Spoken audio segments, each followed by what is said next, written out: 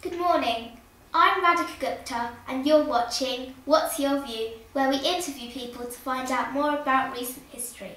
Today we will interview a lady called Mary who has been around in the 1960s and claims to know quite a bit about the fashion model Twiggy. So let's ask her a few questions about her experience. So Mary, can you tell us a bit about yourself? Well, I was born in 1945 in America and I moved to London in 1969. And while I was still a teenager in the 1960s, we all knew about Twiggy because she had such lovely legs.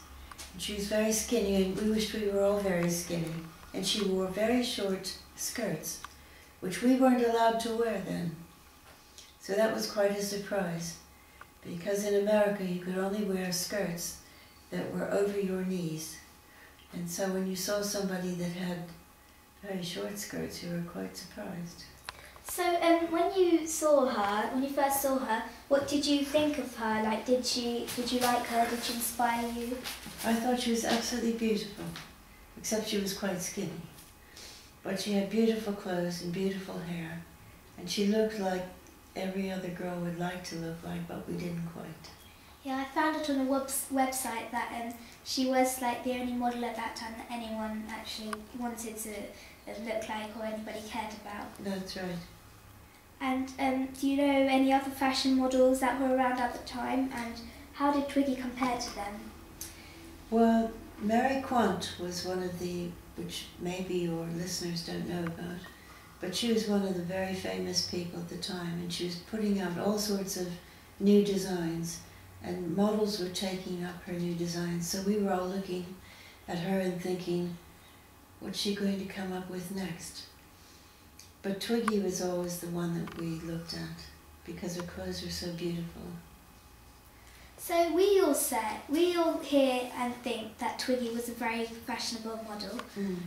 So what we need to know now is that what kind of clothes did she model? Well, she had very long, slender legs and very long, slender arms. And so she could wear clothes that almost had nothing on at all because they were so short.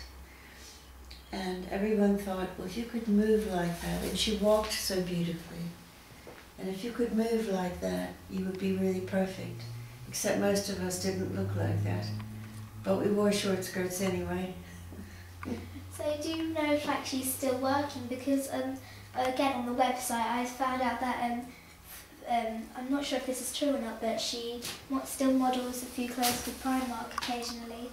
I don't know about Primark, but I've seen pictures of her recently, within the last year, in one of the fashion magazines, and they were doing a retrospective, a look back at what she looked like then and what she looked like now.